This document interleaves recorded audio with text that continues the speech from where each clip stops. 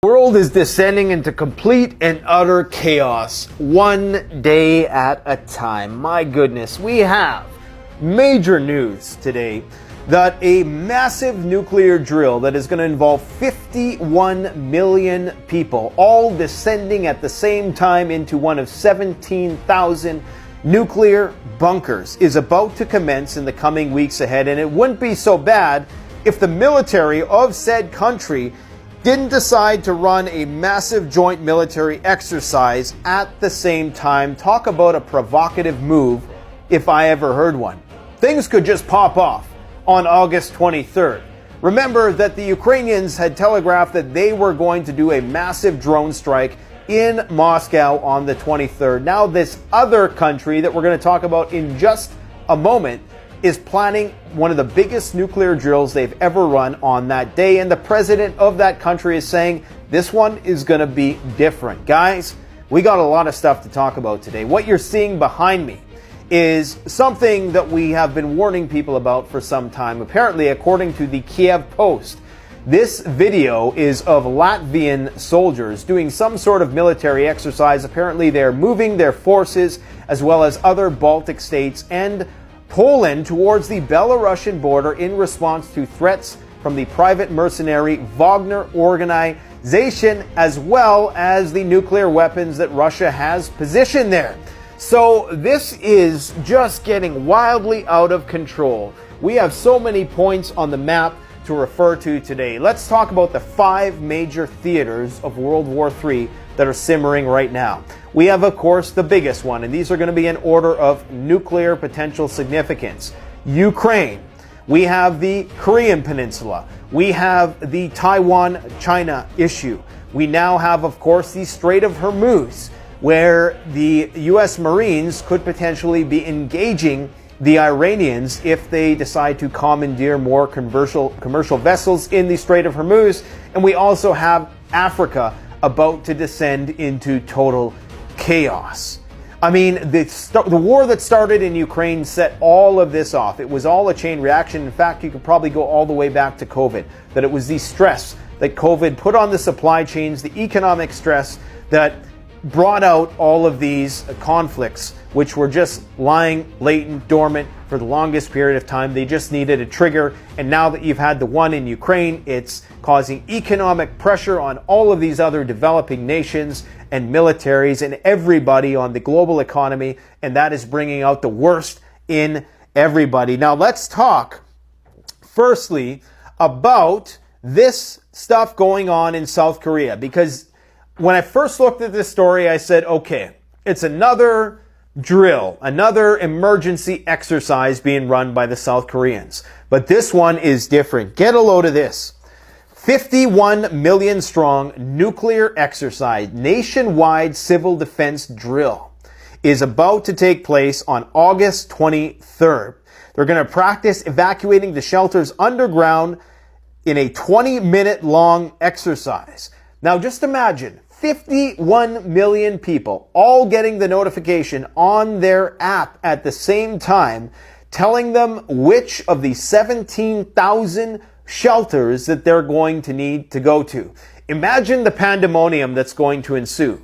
Now, it's probably going to be a lot more orderly than it would be here, where currently in New York City right now, they're fighting over PlayStations. They're rioting over PlayStations right now in New York City. More on that later.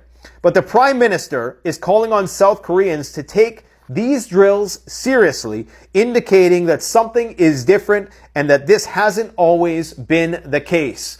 Now, I said before that Ukraine had telegraphed in a propaganda video that they made that on the 23rd of August, they were going to be sending a huge swarm of drones towards Moscow, or at least that was the subtext of that video. In fact, they put the actual date on the screen.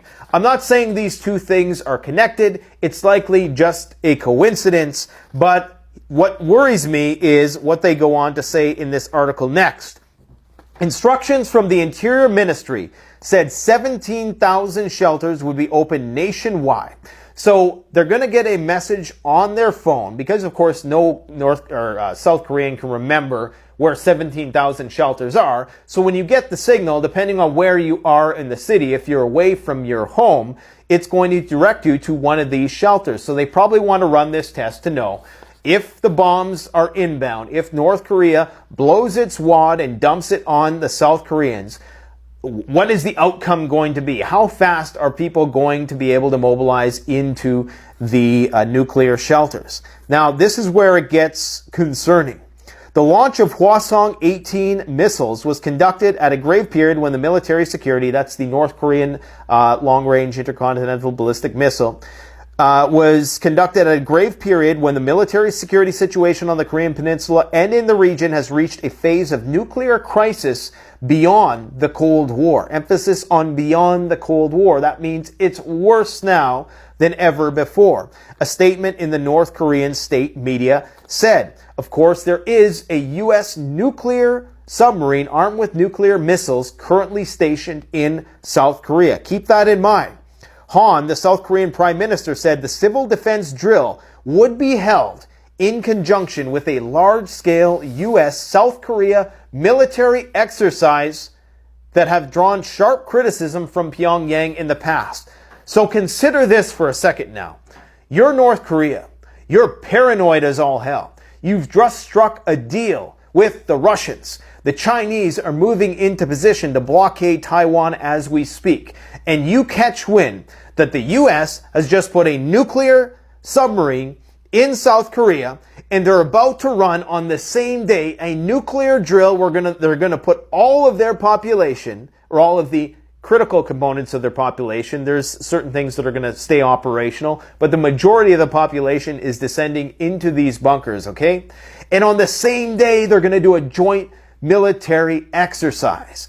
I mean, remember the old saying, there are no military exercises, only World War III surprises.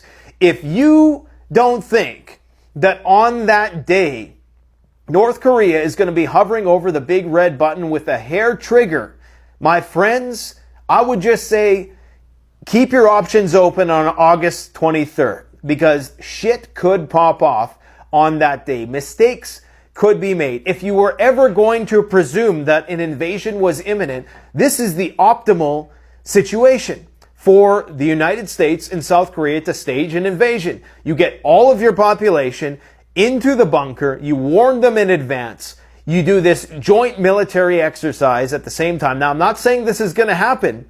I'm just saying that if you were going to do a massive invasion like this, this is how you would do it. So, shit could pop off on the Korean Peninsula. Shit could pop off in Africa that we're going to talk about. Shit could pop off in the Strait of Hormuz. Understand and enjoy this time, this period of relative peace and civility in the world right now. Because things could just, once one of these dominoes falls, I do believe they're all going to fall in rapid succession. So let's talk about what's going on elsewhere in the world, shall we? So